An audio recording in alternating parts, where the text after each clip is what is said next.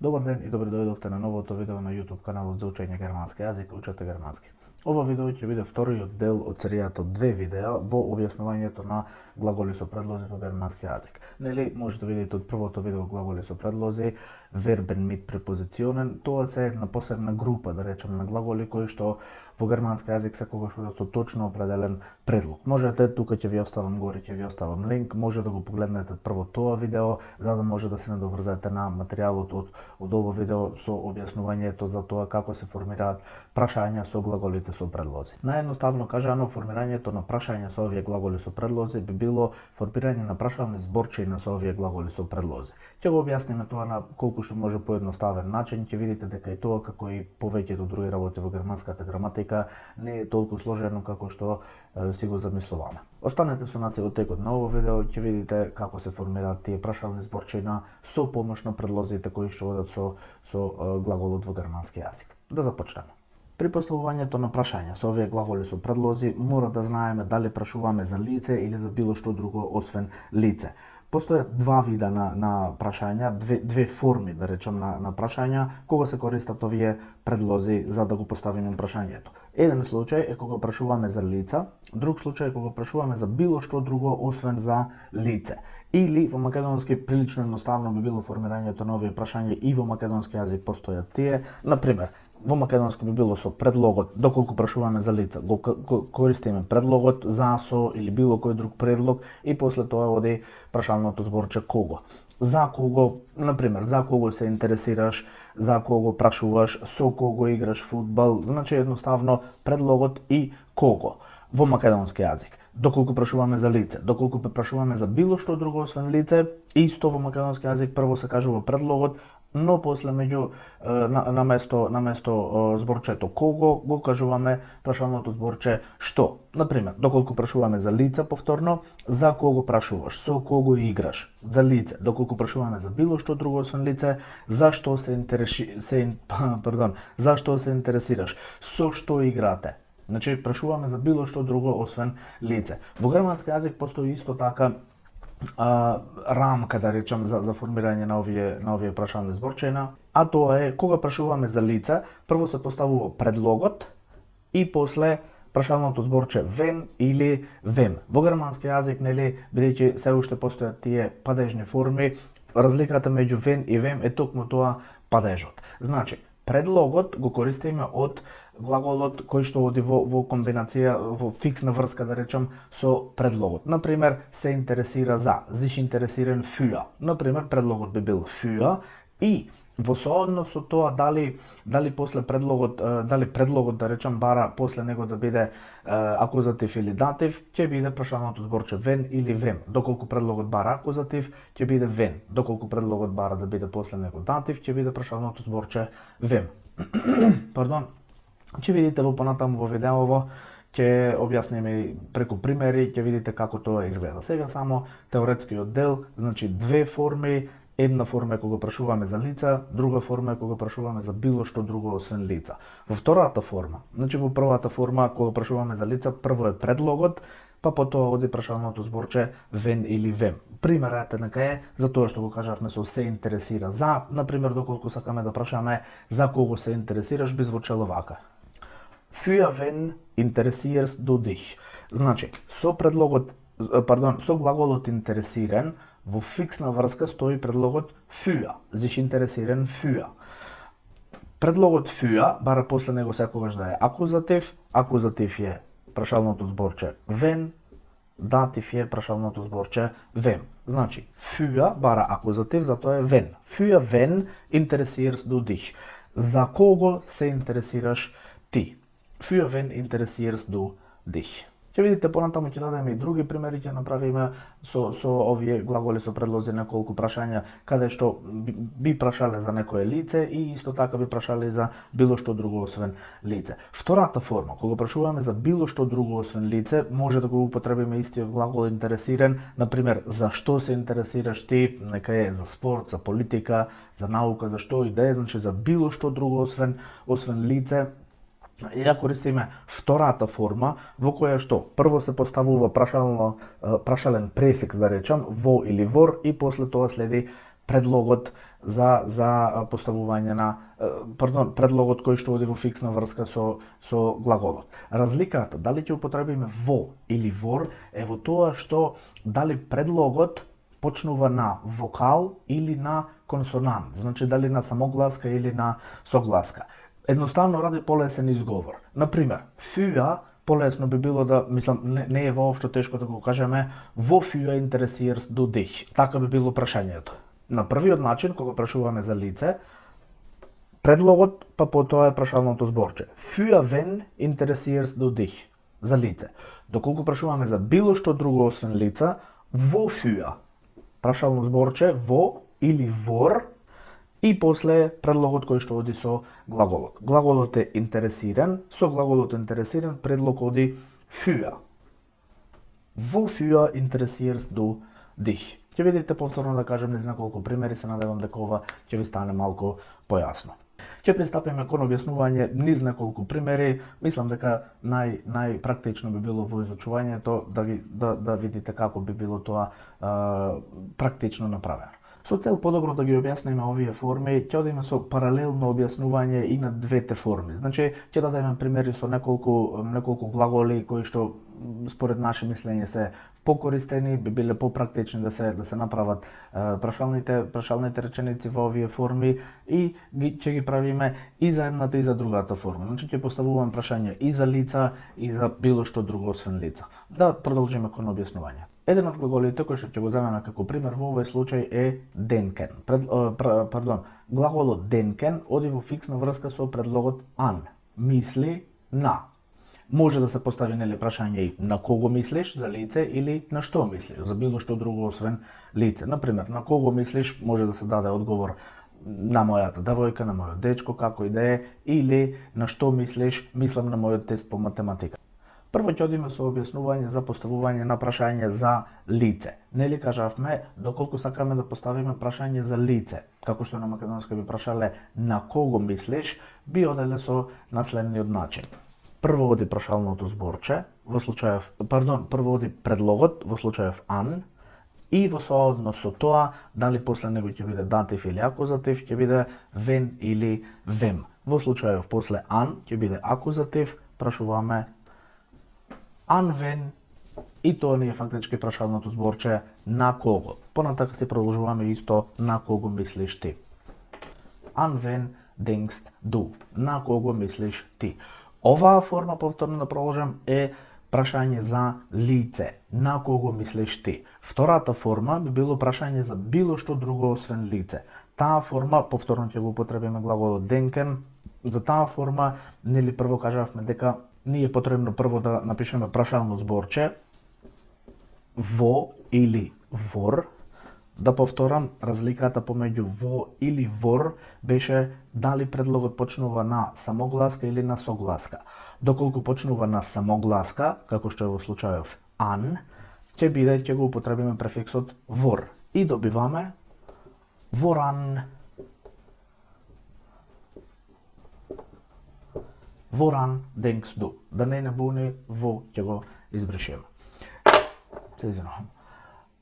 Да повторам. Доколку прашуваме за лице, прво е предлогот, па прашално зборче вен или вем, во зависност од тоа дали предлогот бара датив или акузатив.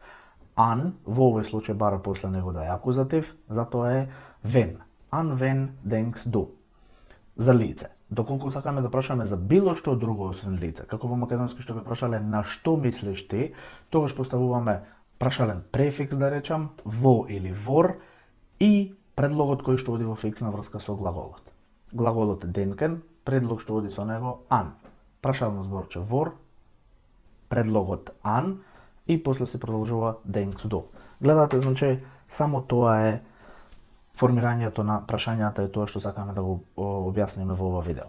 Denkst du си останува за двете форми исто. An вен, на кого мислиш, воран, на што мислиш ти. Ќе продолжиме и со други глаголи, денкен an е само еден од неколкуте што би ги зеле како пример во ова видео. Втор глагол кој што ќе го употребиме во ова видео, кој што ќе го искористиме во ова видео е глаголот sprechen, еден од поупотребуваните глаголи во секојдневниот разговор во германски јазик. За глаголот sprechen Постојат две форми, две фиксни врски, да речам. Во едниот случај, шпрехен мит би било зборува со. Значи, доколку зборуваме со некое лице. Зборувам со моите другари за политичката ситуација, зборувам со моите комшии за фудбалската утакмица, за фудбалскиот надпревар за вчера вечер. Значи, доколку зборуваме со некого, фиксната врска би било шпрехен мит. Доколку зборуваме за нешто, ќе биде шпрехен über. За да ја поедноставиме формата со двата предлози на шпрехен, најпрво ќе дадеме исказна реченица. Ich spreche mit meinen Freunden über das Fußballspiel.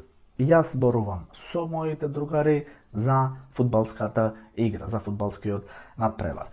Ich spreche, јас зборувам, и двата предлози, mit и über. Mit meinen Freunden über das Fußballspiel. Со моите другари за фудбалската игра. После mit, датив, meinen Freunden, после über, акузатив, über das Fußballspiel.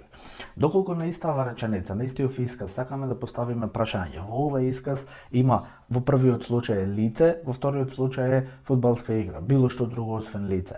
Во зависност од тоа за што сакаме да поставиме прашање, така ќе ја направиме и прашалната форма, така ќе го поставиме и прашањето. Повторно да кажам, имавме две форми, едно за лице, едно за било што друго освен лице. Најпрво ќе поставиме прашање со кого зборуваш. И тоа би звучало вака. Mit wem sprichst du? Mit, предлогот кој што оди со шпрехен, доколку прашуваме за лице, во случајов нели прашуваме со кого зборуваш, прво ќе биде предлогот, па потоа прашалното зборче when или wem. Бидејќи после mit секогаш оди датив, затоа го поставуваме прашалното зборче wem. Mit wem sprichst du? Со кого зборуваш ти? Ich spreche mit meinen Freunden.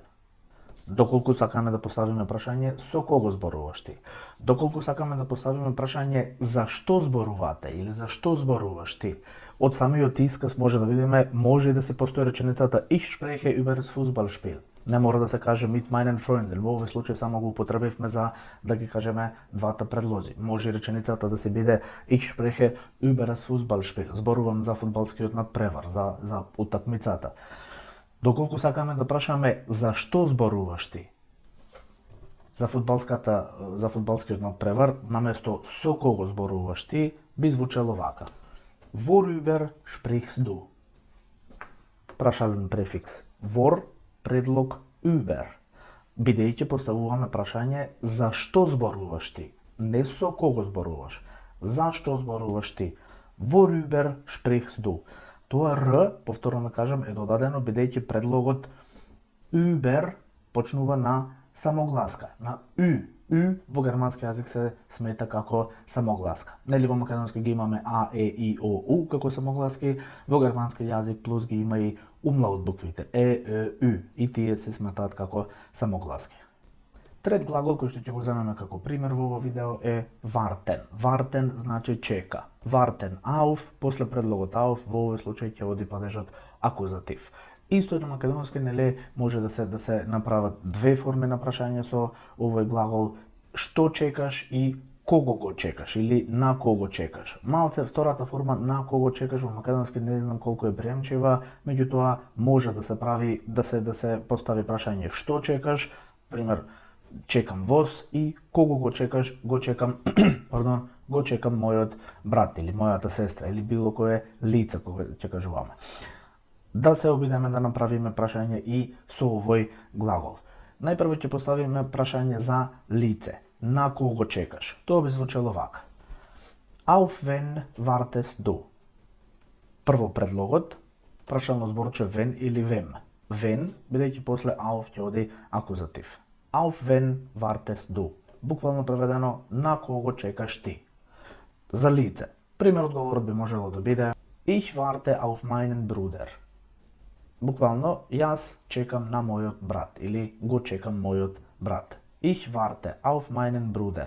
После auf акузатив машки род, на mein додаваме n. Ich warte auf meinen Bruder. Прашање за лице, на кого го кого го чекаш или на кого чекаш, чекам на мојот брат или го чекам мојот брат. Доколку сакаме да поставиме прашање за било што друго освен лице, на пример, што чекаш ти, би звучало вака. Worauf wartest du? Предлогот auf, прашален префикс wor. Повторно, wor, бидејќи предлогот auf почнува на самогласка. Worauf wartest du? На што чекаш? Или во македонски едноставно, што чекаш? Одговор би можело да биде Ich warte auf den Zug. Во овој случај, кај чека на, бидејќи може да се употреби предлогот auf и како предлог за место. Ве упатувам да се осврнете, да го изгледате и првиот дел од овие видеа за глаголи со предлози, исто и тука горе ќе ви оставам линк од видеото за предлози за место. Може да забележите дека предлогот auf може да се употреби и како предлог за место. Меѓутоа, во тој случај, доколку го употребиме глаголот warten, бидејќи нема движење, после auf ќе биде датив. Ich warte auf dem Zug, би го променило значењето на исказот. Доколку кажеме Ich warte auf den Zug, значи после auf акузатив, во овој случај, кога auf го користиме како предлог кој што оди во фиксна врска со глаголот warten, во тој случај акузатив ќе биде auf den Zug. И кажуваме што чекаме, го чекам возот. Доколку кажеме Ich warte auf dem Zug, после auf ако биде датив, кажуваме дека сме се качиле горе на возот и чекаме. Мислам дека и во претходното видео спомнавме како да двајца работници во железница се договараат каде едниот и каде го чека другиот работник за да работи на локомотивата, на пример, и му кажува те чекам на возот. Значи се качил горе со предлогот auf, доколку после предлогот auf го употребиме датив со глаголот warten, тогаш кажуваме местото го кажуваме. Значи го употребуваме како предлог за место. Ich warte auf dem Zug. Сме се качиле горе на возот. Датив. Ich warte auf den Zug. Warten auf акузатив. Во тој случај не го користиме предлогот auf како предлог за место, туку кажуваме што чекаме. Значи употребуваме како одговор во случајов на прашање, туку одговор на прашањето што чекаш ти. Worauf wartest du? Четврти последен глагол кој што ќе го употребиме во ова видео е danken. Danken во македонски се преведува со благодари. Danken für, благодари за. Најпрво да дадеме пример за исказна реченица во која е употребен глаголот danken. Ich danke meinem Nachbar für seine Hilfe. Од оваа реченица може да заклучиме дека во германски јазик, поради дативните форми, може да се каже Ich danke meinem Nachbar für seine Hilfe, додека пак во македонски јазик би кажале му благодарам на мојот комшија за неговата помош. Тоа е така бидејќи во македонски јазик не постојат тие падежни форми во никој падеж, не пак во датив. Поради тоа во македонски кажуваме благодарам на мојот комшија за неговата помош. Во германски јазик тоа на мојот комшија би била дативната форма meinem Nachbar. Кому му благодариме? Му благодариме на нашиот комшија, или Ich danke meinem Nachbar für seine Hilfe. Поради тоа, во македонски може да се каже со глаголот danken, може да се употребат два предлози. Благодари за и благодари на. Му благодарам на мојот комшија за неговата помош. Меѓутоа во германски јазик, бидејќи постојат дативните форми, падежни форми се уште има во германски јазик, се употребува само со danken für. Благодари за. Ich danke für seine Hilfe. Му благодарам, тоест без му, ich danke für seine Hilfe, благодарам за неговата помош. Исто така, доколку би сакале да поставиме прашање, тоа е една од причините зашто го даваме глаголот danken für како пример во овој случај, е што доколку не може да се постави исказна реченица, доколку не може да се каже исказна реченица за лицето со некој предлог, исто така не може да се постави прашање. Например, не може да се постави на кого благодариш. Например, доколку би сакале да поставиме прашање на кого благодариш, или во македонски кому му благодариш, едноставно постои прашалното зборче кому.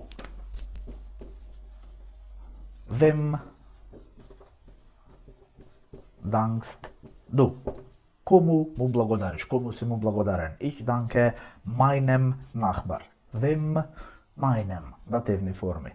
Поради тоа што постојат дативните форми. Во македонски, повторно да кажам, би кажале на кого му благодариш. На мојот сосед, на мојот комшија. Меѓутоа, исто и во германски јазик би се употребил предлог доколку сакаме да поставиме прашање за било што друго освен лице. Бидејќи било што друго освен лице, поставуваме прашање за таа форма, нели, прво ќе го употребиме прашалниот префикс во и предлогот што оди со глаголот danken или für. Wofür dankst du? Зашто си благодарен? Кому му благодариш или кому си благодарен? Зашто си благодарен?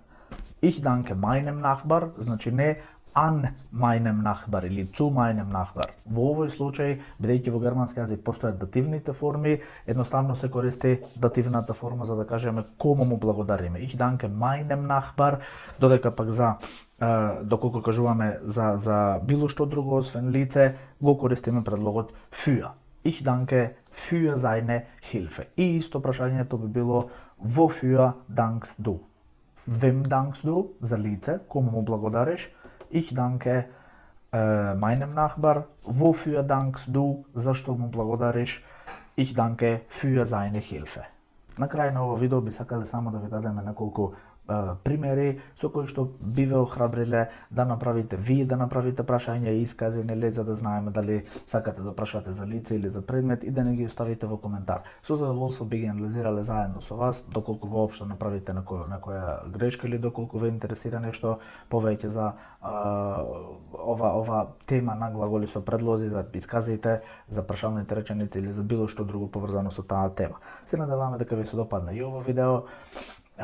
Доколку е така, кликнете лайк на видеото, доколку ви се допаѓа нашиот канал, кликнете subscribe на нашиот канал и доколку би сакале да добивате известување за секое наше ново видео, кликнете на звоното до копчето subscribe и не заборавајте, учете германски. Чус!